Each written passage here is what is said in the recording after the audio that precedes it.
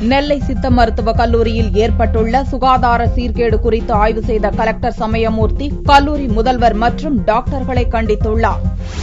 தமிழகத்தில் அரசு சித்த மருத்துவக் கல்லூரிகள் நெல்லை மற்றும் சென்னையில் உள்ளன. நெல்லையில் உள்ள சித்த மருத்துவக் கல்லூரியில் பயிலும் மாணவ மாணவிகளுக்கு தனித்தனியே விடுதி வசதி உள்ளது. ஆனால் மாணவர்களின் விடுதிகளில் குடிநீர் வசதியோ சரியான கழிப்பறை வசதியோ கிடையாது.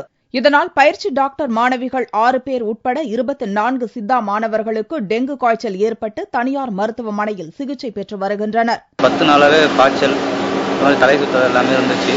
என்னன்னு செக் பண்ணி பார்த்தோன்னே டெங்கு ஃபீவர் பாசிட்டிவ்னு வந்துருச்சு. இந்த விடுதலை தான் தங்கியிருந்தேன் நான். விடுதலை முழு சுகாதார கேடு.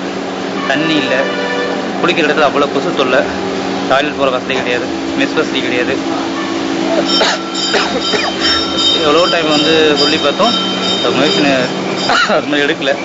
இதனிடையே சித்தா கல்லூரியில் உள்ள சுகாதார கேடு குறித்து மாணவர்கள் கலெக்டர் சமயமூர்த்தியிடம் அளித்த புகாரை தொடர்ந்து அவர் அதிரடியாக வெள்ளிக்கிழமை அன்று கல்லூரியில் ஆய்வு நடத்தினார்.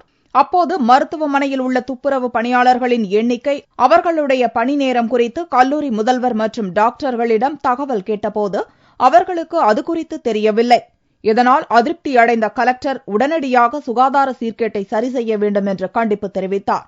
இந்நிலையில் துப்புரவு பணியாளர்கள் ஸ்கேன் எடுக்கும் பிரிவுக்கு மாற்றப்படுவதாகவும் குற்றச்சாட்டு எழுந்துள்ளது. கல்லூரியில் அடிப்படை சுகாதார வசதி எதுவும் கிடையாது. ரொம்ப சுகாதார கேடு ரொம்ப மோசமா இருக்கு.